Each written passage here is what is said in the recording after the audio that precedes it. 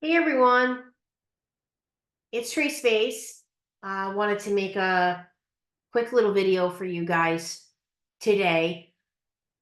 First of all, I want to apologize that it's been a long time since I've done one. There's been a lot going on here, especially a surge in clients who needed appointments the last 2 weeks. And as you guys know, I make that my priority to really help people outside of YouTube that need the one-to-one help. And don't ever forget, guys, that that's how I've structured my business. If you are really struggling on the day that you're struggling, reach out to me at tracefaceit at gmail.com so that I can tell you my rates, current rates right now, and try to get you an appointment as soon as possible. I take people on nights, on holidays, on weekends. I take people whenever it's convenient for you. I try to get you in an appointment because I know how this stuff works. And I know that when you're going through it, you need somebody to talk to you right then and there. And some people just don't want to wait till their scheduled appointment time with me. Or some people just found out about my channel and they want to talk. So you can do that. Um, I want this video today to be a little bit of some encouragement for some of you that might need to hear this. Maybe you're new to this whole concept of why it's so important to talk to God, and that if it's the reminder you needed today to hear. Um, I won't go into the entirety of the story that happened this week because I'm technically still not out of the woods yet with Miles, my cat.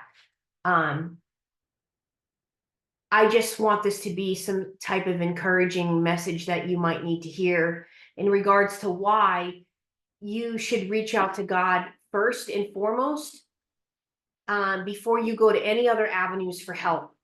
And I'm going to explain that today as best as I can.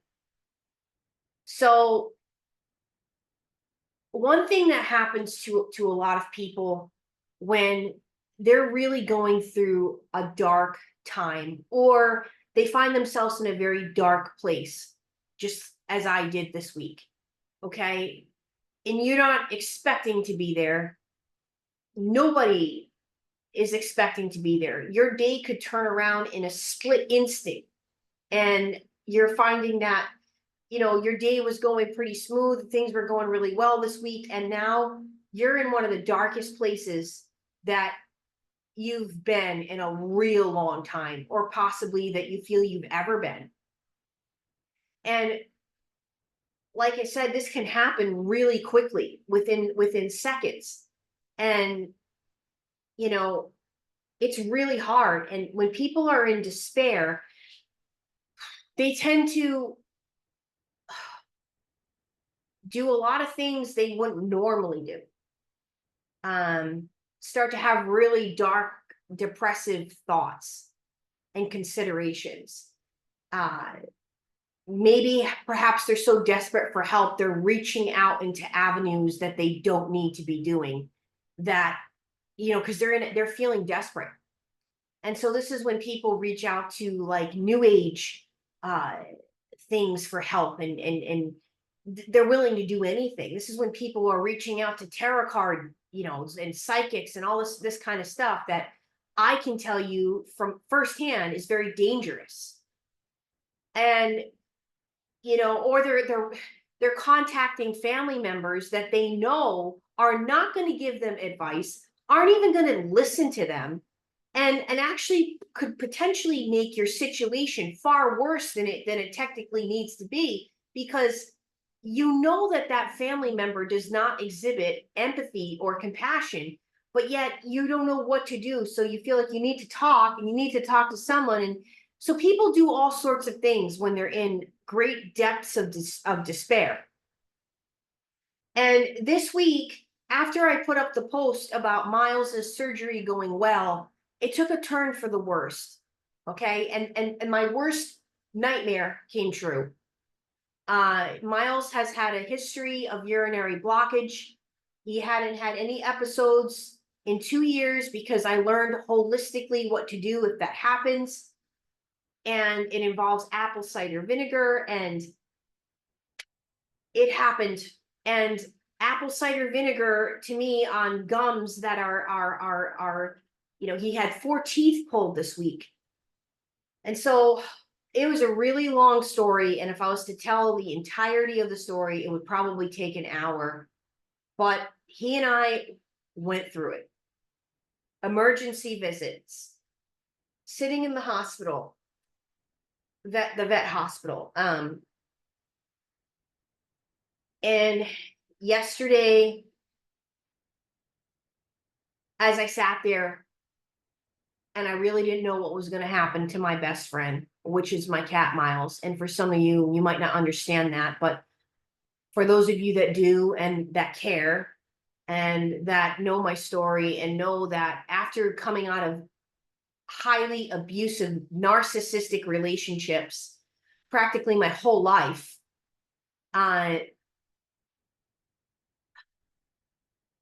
when you have a pet such as Miles that you feel is literally an angel that came down on this planet to be your companion and your family in life, you quite literally will do anything for that animal. And as I sat there yesterday, not knowing what was going to happen, I prayed and I prayed and I prayed. And I probably prayed harder. One of the times in my life I prayed the hardest. And I asked God, tell me what to do. I did a lot of research yesterday. I found a lot of comments under a video I had found about the apple cider vinegar breaking up urinary blockages. The video was 2 years old, so there was all these new comments. And I found thousands upon thousands of people as I was sitting there yesterday waiting for him to see if he was going to pee or not. For those of you that may not know, urinary obstruction is life or death. If they don't pee, they can die within literally 12 to 24 to 70 to 48 hours. They'll be gone. And it can happen that quick. So I had to make a decision. And once again, I found myself in the same predicament I was just recently in. Do I go with traditional medicine? Do I go with holistic? In these thousands of comments, people were writing that the traditional doctors will tell you, oh, keep bringing them back to the hospital and get the catheter inside of them. And the catheter is going to help them to pee. But then all these people were saying it didn't work. And they were back home with the cat and the cat blocked again. And it just continued to keep happening. And I know this. I know this to be true. So I decided to try the holistic method that I had tried 2 years ago. That saved me 2 more hospital trips, and he never blocked again. And it worked. God willingly, it worked. And it's a very long story. What he went through in the hospital, the ignorance that these people, I don't know if these vet techs or what have you, they just lose their ability to have common sense. I don't know what happens to a lot of them, not all of them, but a lot of them lose their ability to even say, oh, okay, he's been sitting on soiled linens, a soiled blanket for 2 hours. Maybe we should get you a new towel and not have him sit in his own urine for 2 hours. This is the last thing I needed this week, but I was under the understanding that because he was so stressed out with this surgery that this could happen. And I also found out that when I dropped him off on Tuesday for his surgery at 8 o'clock in the morning, and I didn't hear anything from them and decided to call because they were supposed to call me to tell me how he was doing and when I could pick him up. When I called at 2 o'clock, he hadn't even gone in for surgery yet, you guys. He fasted all night. He had nothing in his stomach all day, all night. And can you imagine how stressed out he was hearing the sound of dogs and cats from 8 o'clock in the morning till 2:30 in the afternoon when he finally had his surgery? I don't know why they would have put in a cat that has a history of blockages with cystitis, which is life threatening, life or death, that they would put that cat on as their last surgery of the day. I don't understand. But here we are. And so yesterday, before the day turned around in an instant, when he finally was able to pee in front of me, um, I, I, well, there's Daisy and my father behind us. I quite literally, hi, hi, Daisy. Say hi, Daisy and Dad. You're on camera. I know you can't come in here. You're gonna make Miles upset. Yeah, but I love you, and I'll see you. Yeah, he's peed 4 times. All right, good. Okay. So that's my you guys got to meet my dad. I think you've seen him before on the channel. He's been on before. Yeah, normally I would let Daisy and him come in this room and hang out with me, but it's not a good idea with Miles. But yeah, yesterday was pretty dark for me. And I'm gonna be honest, I was thinking some crazy thoughts if I thought he wasn't gonna make it. And yeah, it was bad. It was bad. It was a really, really awful day for me. And then when he had the vinegar and he went like that, it's like a dam breaks. And the method of how you give them the apple cider vinegar, it is a life-saving. For those of you that want to know that video, that this man literally has saved thousands of cats. He saved their lives by this method of apple cider vinegar. I will put it in the link for those of you that are cat owners and would like to know. I will put it in the drop down menu, and I'll put a comment. I'll pin a comment. Just let me know if you're interested. I'll leave it here in the comments and the information for you. Yeah, and obviously he's not out of the woods yet. When they block like this because of stress, they can tend to block again quickly thereafter, a few days after. I have to keep my eye out now. And but I prayed yesterday, you guys. And sometimes it's really hard when you're in such depths of despair. You can't see God, you can't see him. But you start talking and you hope that he can hear you, and you hope that he sends you the answers and he tells you what you need to do when you got to make a decision very quickly. You know, I was getting on my 8th hour of him not peeing and knowing I'm going to have to turn around and go back to the emergency room and put him through the whole host of stress. He was so stressed out. I had to put my foot down and tell them enough. Like they couldn't draw blood from him because he was fighting them so hard and heavily. And that's not like him. And that just told me that he's had enough. Like he's had enough. He didn't want to do another emergency room, another torturous experience of a vet tack. And so, yeah, it was a really, really, really bad few days here. And please keep him in your prayers, you guys, so that he makes it through all this. He makes it through recovery with his teeth. We had to switch his medications a few times now because of the doctor in the hospital saying to get him off of this, and his regular vet saying, no, we're going to put him back on that. And it's just been a lot. And I just want to remind all of you guys that in these very dark places I've been, it's almost like I didn't want to reach out to God because I was like, oh, I just got to think logically and I got to make a decision. You know, God's not going to quickly give me an answer. You think that way, right? but he does. I had to get some wisdom, some download. I had to seek spiritual help because some of these people are so far removed and just lack common sense and just, I've never seen anything like it. This world we're living in, I've never seen where people are just like robotic and just like duh and like I and it's everywhere, you know.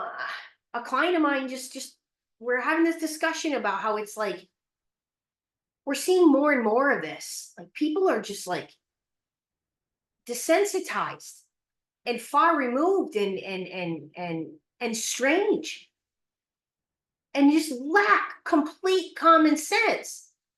And I don't know what the heck is going on out there. But all this to say, please, guys, just don't lose hope in God and his ability to give you strength when you don't have any left. You have nothing left in the tank. You are so tired and you're so beaten down and you don't know what to do and you're desperate and you're in a dark place. And I know that many of you on this channel have been there.